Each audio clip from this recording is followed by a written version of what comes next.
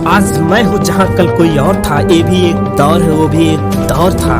एक कहानी उस मैच की है जब भारत लगातार तीसरी बार वर्ल्ड चैंपियन बनने के इरादे से खेलने वाली थी। विराट कोहली की अगुवाई वाली टीम इंडिया वर्ल्ड चैंपियन बनने के लिए तैयार थी। हमारे पूर्व कप्तान महेंद्र सिंह धोनी का लास्ट इंटरनेशनल मैच था। शायद यह बात किसी को पता था। नमस्कार दोस्तों, स्वागत है आपका हमारे official YouTube channel cricket documentary में। भारत इस वर्ल्ड कप में शानदार परफॉर्मेंस करते हुए सेमीफाइनल में अपनी जगह बना लिया था। वहीं टीम इंडिया के वर्तमान कप्तान एवं ओपनर रोहित शर्मा ने 5 शतक, वहीं king of cricket Virat Kohli ने 5 अर्धशतक लगा भारत को पहले सेमीफाइनल में प्रवेश करा दिया था। एक कहानी है क्रिकेट, एक बादशाह जो क्रिकेट की दुनिया में 15 सालों तक राज करने वाले बादशाह के रन आउट होते ही पूरा देश रोने लगा था। वो बादशाह जो क्रिकेट का जादूगर था, वह लेजेंड महेंद्र सिंह धोनी रोने लगे थे। टीम इंडिया के कप्तान विराट कोहली, रोहित शर्मा सहित सभी प्लेयर रोए थे।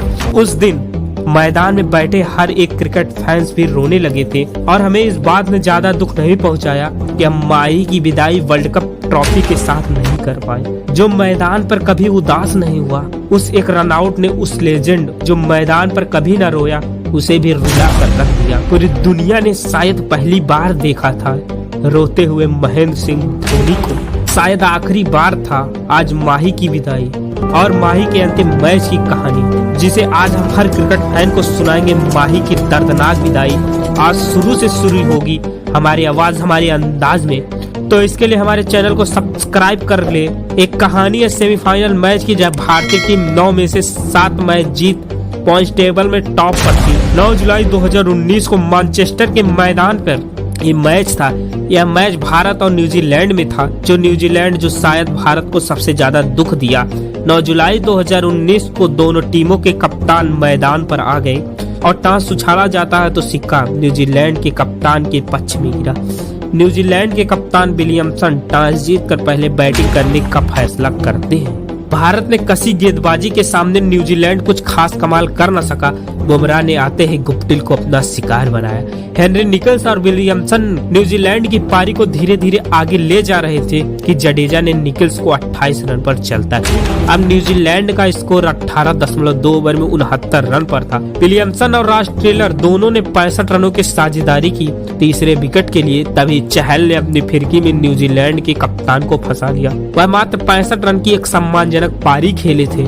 न्यूजीलैंड 35 ओवर की समाप्ति तक 134 रन ही बना पाई थी, लेकिन टेलर, डी ग्रैंडहोम और नीसम के साथ मिलकर न्यूजीलैंड के स्कोर को 200 रनों तक पहुंचा दिया और 45 ओवर की चौथी गेंद पर डी ग्रैंडहोम भुवनेश्वर की गेंद पर आउट हो गए। तब उस समय भारत की किस्मत बदलती है, करवट लेती है। उस दिन भारत की किस्मत 47वें ओवर में भगवान ने बारिश शुरू किया। मैच चला गया रिजर्व डे में। जितना गलत हो सका वह सब हुआ भारत के साथ। अब भारत को खेलना था 50 ओवर और न्यूजीलैंड को खेलना था महज 3 ओवर। अब इस मैदान पे आउटफील्ड स्लो होना तय था और यह बात सच थी कि न्यूजीलैंड की गेंदबाज को स्विंग मिलना तय है और टेलर ने शानदार 74 रन बनाए। अब भारत को फाइनल की टिकट लेने के लिए सीधे न्यूजीलैंड के गेंदबाजों से लड़ाई करनी थी। 240 रन बनाने थे। बारिश में जब तक एक रात मैच रोका गया था, तब न्यूजीलैंड टीम प्लेयर के पास समय था कि वह हर इंडियन प्लेयर के बारे में रणनीति बना उन्हें आउट कर सके। लेकिन कुदरत का करिश्मा देखो, हुआ कुछ ही ऐसा जिसकी कल्पना शायद भारत ने नहीं किया था। भारत की पारी शुरू क्या हुई कि छोटे से स्कोर को भारतीय बल्लेबाज ज्यादा कठिन समझने लगे और न्यूजीलैंड की गेंदबाज ने भारतीय बल्लेबाज पर काउंटर अटैक शुरू किया। भारत का टॉप ऑर्डर जो पूरे टूर्नामेंट में शानदार परफॉर्मेंस दिया था, वह इस बड़े मैच में पूरी तरह फ्लॉप हो गया। पहले दूसरे ओवर में मैटी ने रोहित शर्मा को, ट्रेंट बोल्ट ने कोहली को आउट किया। फिर एक बार मैटी ने राहुल को आउट कर 5 रनों के अंदर 4 ओवर तक भारत का टॉप ऑर्डर खत्म कर दिया। भारत को सबसे बड़ा झटका दिया। कुदरत का करिश्मा देखो, तीनों एक रन बनाओ आउट हो गए। फिर भारतीय क्रिकेट की तरफ से एक सबसे बेकार फैसला लिया गया। वो था दुनिया के सबसे बेहतरीन डिफेंडर, खतरनाक फिनिशर महेंद्र सिंह धोनी को बेंच पर बैठाकर कम एक्सपीरियंस ऋषभ और दिनेश कार्तिक को महेंद्र सिंह धोनी से पहले बैटिंग के लिए भेजा गया। इतने बड़े मौके पर जब भारत को महेंद्र सिंह धोनी की जरूरत थी, तब उन्हें मैदान पर नहीं भेजा गया। वह आज अपने बल्लेबाजी का इंतजार करता रहा। वह आज अपने बल्लेबाजी का इंतजार करते रहे जो अपने दम पर 2011 का वर्ल्ड कप जिता ले गया। वह महेंद्र सिंह धोनी आज अपने बैटिंग का इंतजार करते रहे। आज अपने भाई जैसे विराट के साथ साथ पूरे भारत का सपना टूटते अपने आंखों के सामने देख रहे थे। माही को नीचे भेजने का अर्थ आज तक भारतीय क्रिकेट मैनेजमेंट ने छिपा लिया है। इस निर्णय के पीछे किसका हाथ है, कौन था, मुझे पता नहीं, लेकिन जिसका भी निर्णय था वह गलत था। माही बेंच पर बैठे देख रहे थे करोड़ों भारतीयों का सपना टूट रहा था। दिनेश कार्तिक हमेशा की तरह एक गलत शॉट खेलकर आउट हो गए। भारत को नीसम ने चौथा झटका दिया। एक हाथ से कैच पकड़कर दिनेश कार्तिक 24 रनों पर भारत का साथ छोड़कर चल दिए। इतनी दर्दनाक परिस्थितियों में मैनेजमेंट ने संकट मोचक फिनिशर महेंद्र सिंह धोनी को नहीं भेजे। बैटिंग के लिए आए हार्दिक पांड्या। दोनों ने सूझबूझ से पारी को आगे बढ़ाया, लेकिन जब मैच को अंत करने की बारी आई तो दोनों ने घुटने टेक दिए। फिर 7वें नंबर पर कौन आया बैटिंग करने, जानते हैं? वे थे संकट मोचक महेंद्र सिंह धोनी। और दूसरे छोर पर उनका साथ दे रहे थे धोनी के बनाए player Ravindra Jadeja. Team India का स्कोर 30 ओवर में 92 रन पर 6 विकेट था। अब टीम इंडिया को बनाने थे 20 ओवर में 148 रन। भारतीय टीम लोगों का भरोसा गंवा चुकी थी। टीम इंडिया अपनी पकड़ इस मैच से गंवा चुकी थी। अब मैदान में ऐसे गुरु चेला की जोड़ी बैटिंग कर रही थी। अब संपूर्ण देशवासियों की उम्मीद थी मैदान में उपस्थित अंतिम जोड़े पर। अब धोनी ने गेम में अपनी पकड़ बनाने के लिए और फाइनल का टिकट लेने के जडेजा को न्यूजीलैंड के बॉलरों पर काउंटर अटैक शुरू करवा दिया। फिर क्या, जडेजा ने शुरू किया काउंटर अटैक, ऐसा अटैक जो न्यूजीलैंड के कप्तान और न्यूजीलैंड के बल्लेबाज को गेंदबाजों को परेशानी में डाल दिया। जडेजा छक्के चौके इतने आसानी से लगा रहे थे कि मानो वह एक सेमीफाइनल नहीं बल्कि एक आम मैच खेल रहे हैं। जो काम भारत के टॉप बल्लेबाज नहीं कर सके वह जडेजा इतनी आसानी से कैसे कर रहे हैं। मानो विलियमसन की सारी रणनीति खत्म हो गई। माही और जड्डू मिलकर मैच को भारत की तरफ मोड़ दिया। धोनी और जडेजा ने मिलकर 116 रन जोड़े। यह देख विलियमसन को समझ नहीं पा रहे थे। जडेजा ने महज 59 गेंदों में 77 रन बना दिए और अपनी ताबड़तोड़ पारी में 4 चौके और 4 जबरदस्त छक्के लगाए। और महेंद्र सिंह धोनी ने धीरे धीरे इस साझेदारी में 36 रन जोड़ दिए।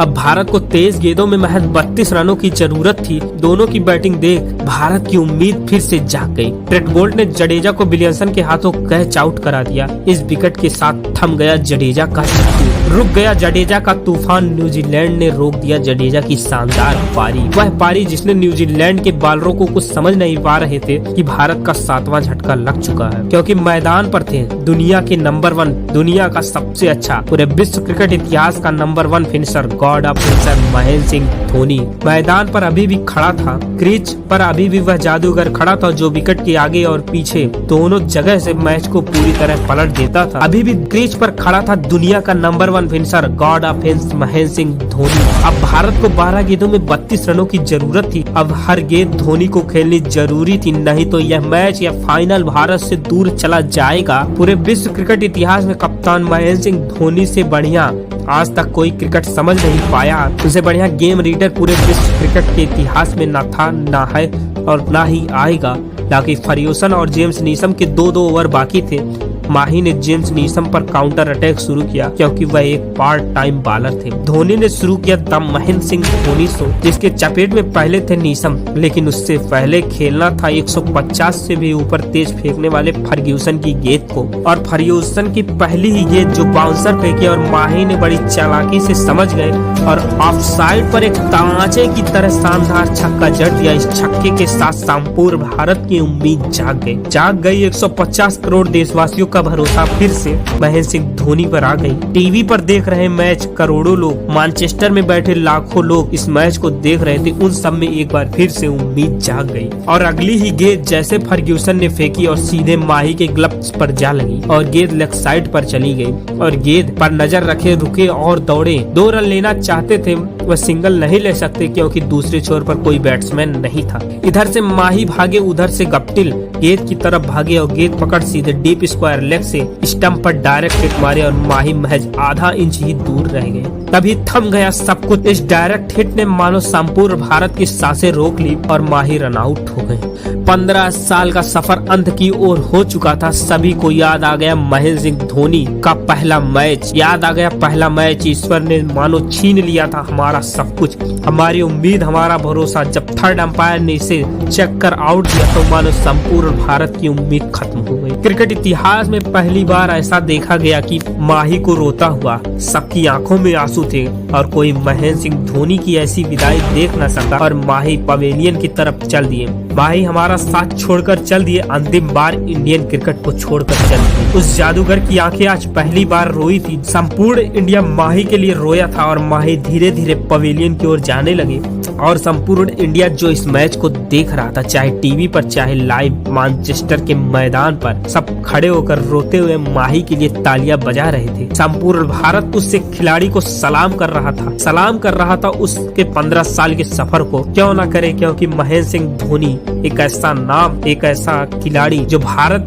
के क्रिकेट के लिए क्या कुछ नहीं किया, वह भारतीय क्रिकेट को सब कुछ दे दिया। भारत को सेमीफाइनल 18 रन से हार गया भारत। और यही मैच माही का अंतिम इंटरनेशनल मैच साबित हुआ और माही मैदान से अंतिम बार पवेलियन जा चुके थे। और बहुत लोगों के लिए यह मैच भी अंतिम साबित हुआ जो महेंद्र सिंह धोनी के जाने के बाद क्रिकेट देखना छोड़ दिया और हमें कभी दोबारा वह धुरंधर नीली जर्सी पहने नहीं दिखा, वह क्रिकेट का जादूगर नहीं दिखा, वह कैप्टन नहीं दिखा, उसके जैसा साथी दिमाग नहीं दिखा। और माही के जाने के बाद भारत यही कहता रहा, आज धोनी जीता तो मैच निकाल ले जा। यदि वीडियो अच्छी लगे तो एक लाइक जरूर करें और यदि आप धोनी और क्रिकेट के बहुत बड़े फैन हैं तो हमारे official YouTube channel cricket documentary को सब्सक्राइब करके रख लें, क्योंकि यहाँ ऐसी इंटरेस्टिंग वीडियोज आती रहती है। मिलते हैं अगले वीडियो।